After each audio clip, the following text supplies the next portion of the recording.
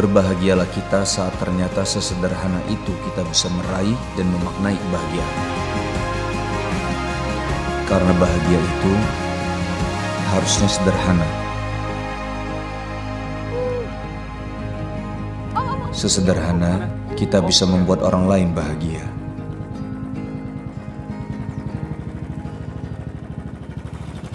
Makasih ya Om, di rumahku. Ya udah Om. Kapan-kapan naik motor lagi ya Om? Ya.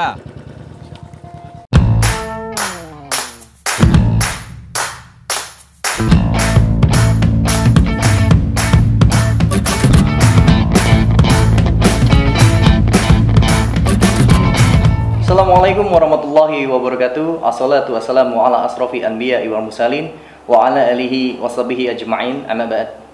Sobat pemirsa Islamicpreneur TV yang dirahmati Allah, semoga Allah memudahkan kita dalam menuntut ilmu, mencari rizki, dan juga diberikan keberkahan dari Allah Subhanahu wa Ta'ala. Alhamdulillah, saat ini saya sedang bersama tamu yang spesial, dan beliau selain ganteng, muda, seorang pengusaha, dan beliau juga public figure. Dan insya Allah pemirsa sudah pada kenal semua ya. Mari kita sapa. Assalamualaikum Mas Teguh Wisnu. Waalaikumsalam warahmatullahi wabarakatuh, Ustaz. Masya Allah, gimana kabarnya ini? Alhamdulillah baik, Ustaz. Masya Allah. Gimana, Ustaz? Alhamdulillah baik nih. Jarang-jarang ini Islamicpreneur TV menghadirkan public figure yang Masya Allah luar biasa ya, melihat berbagai perjalanan antum di dunia entertain ya, sampai hingga Mas Wisnu ini memutuskan untuk hijrah atau juga menjadi pengusaha. Masya Allah. Masya Allah, luar biasa. Mudah-mudahan Allah memberkahi antum dan keluarga. Amin. Amin. Jazakallah khair. Masya Allah. Baik, Mas Teguh Wisnu. Ya. Perjalanan bisnis nih ya, kan banyak sekali teman-teman public figure yang mengarah ke sana. Ya. Nah, untuk Mas Teguh Wisnu ini, kalau nggak salah juga punya salah satu produk ya. Bukan salah satu sih, ada beberapa. Ada beberapa. Salah tangkap nih berarti saya. Ada beberapa produk ada ya. Beberapa. Ya. Bisa diceritakan produknya dan apa sih yang bisa diberikan inspirasi bagi sobat pemirsa Islamicpreneur TV. Ini Anda sampaikan produknya dulu berarti? Betul, silakan. Sampaikan produk ya. Oke. Kalau produk sih ada beberapa, ada busana muslim kayak Hawa yang Anda pakai sekarang, ada yang formennya juga kan. Terus apa namanya, Malang Strudel. Terus stop sampai situ nih, Mas Teguh. Yang sering dibawain oleh-oleh, saya juga pernah nih pemirsa. Itu salah satunya Malang Strudel tadi. Benar. Mungkin Malang Strudel yang bisa diceritakan buat pemirsa nih, perjalanannya seperti apa? Kok bisa milik kue seenak itu, senikmat itu? Oke, Malang Strudel itu awalnya memang waktu itu udah ada beberapa bisnis yang saya jalani, Ustaz ya. Sampai di poin saya terus belajar dan ikut seminar dan ikut beberapa bahasanya kumpul-kumpul teman-teman inilah, teman-teman pedagang, teman-teman pengusaha gitu kan. Ya coba kumpul-kumpul, tapi memang ada beberapa kumpul-kumpul itu kita ngaji bareng gitu. Nah, waktu ngaji bareng itu ada dua partner saya yang dulunya memang teman, maksudnya ketemu terus ngaji bareng gitu ya. Nah, kita ngobrol satu sama lain dan punya rencana untuk buka satu usaha, usaha oleh-oleh, itu Malang Strudel.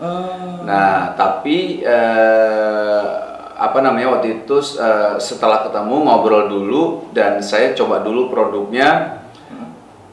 Dan saya nggak tahu kenapa waktu itu ngerasa yakin karena memang ada beberapa poin, maksudnya memang sudah diriset kan sama partner saya bahwa di Malang itu apa namanya, pariwisatanya itu kan maju banget ya, pariwisata maju banget. Terus poin kedua, oleh-oleh itu adalah salah satu poin, salah satu apa namanya, oleh-oleh itu adalah salah satu bagian atau kita bilang stakeholdernya dari industri pariwisata. Ya, betul sekali. Kan ada ya, kita bilang hotel, ada tempar, dan salah satunya adalah oleh-oleh gitu. Nah, ini yang jadi poin kenapa kita mau buka oleh-oleh di Malang gitu ya.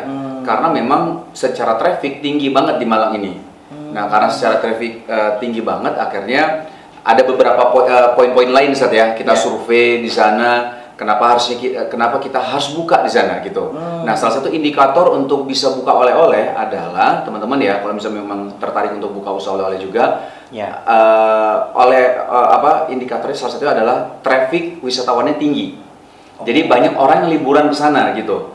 Karena oleh-oleh itu cenderung memang dibelinya secara offline, bukan online. Orang-orang itu harus datang ke tokonya, harus lihat bentuknya, fisiknya harus dilihat, dia tertarik, dia beli. Dan belinya biasanya tuh Masya Allah, maksudnya nggak hanya satu, karena orang beli oleh-oleh itu biasa gelap mata gitu.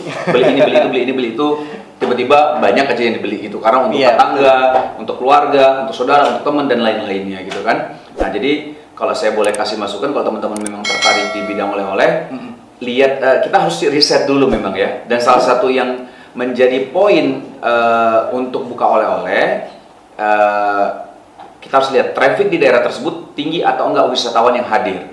Makanya kalau saya bilang tadi Zat, bahwa poin ketika ini memang jualannya itu jualan offline. Nah, ketika pandemi seperti ini gitu ya, industri pariwisata adalah salah satu industri yang paling terkena dampaknya. Betul. Nah, dan kami jualan offline, bukan jualan online. Alhamdulillah ala kulli hal, ini kita terkena dampak banget ya.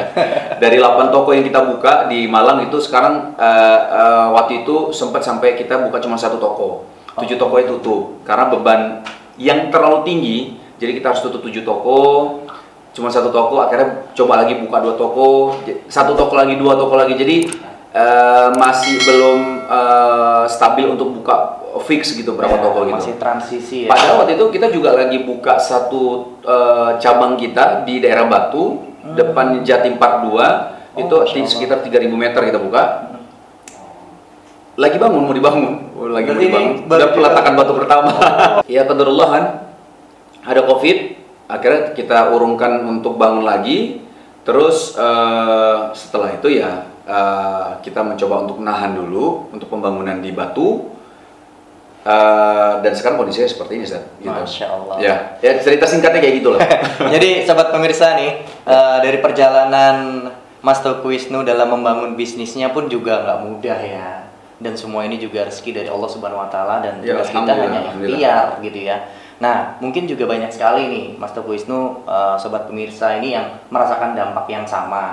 Dan tidak sendirian kan kita juga. Jadi yang paling utama adalah terus kita berikhtiar, bertawakal pada Allah Subhanahu Wa Taala. Gitu yang penting. Nah, tadi bicara masalah tawakal dan keimanan, ini juga bagian daripada kewajiban kita seorang muslim, Mas Teguh Wisnu. Nah, kan kita sudah tahu nih, pemirsa juga banyak tahu bahwasannya Mas Teguh Wisnu juga aktif di dalam dakwah Islam ya, untuk memberikan banyak informasi tentang syariat Islam dan sebagainya, dengan mengajak teman-teman public figure yang lainnya begitu. Nah, ini kenapa bisa memutuskan atau sejak kapan punya keinginan untuk aktif di dunia dakwah, dan juga hingga saat ini banyak beredar Mas Teguh Wisnu dengan penampilan yang ittibaus sunnah yang saya lihat saat ini. Mudah-mudahan Ustaz ya. Ya, ada beberapa poin sih. Memang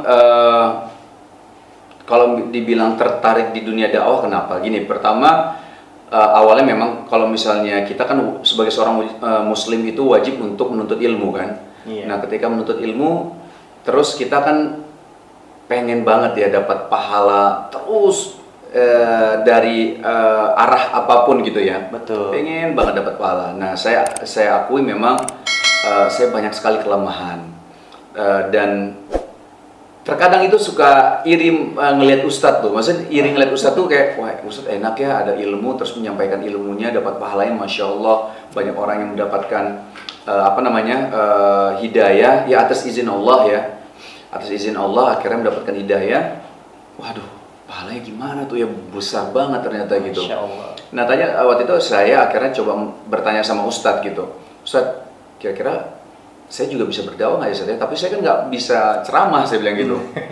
Ustadz hanya bilang, ya udah gunakan aja potensi antum. Apa yang bisa antum lakukan untuk agama ini gitu. Contoh misalnya jadi host ustadz gitu kan, atau ketika di acara-acara TV jadi host program religi.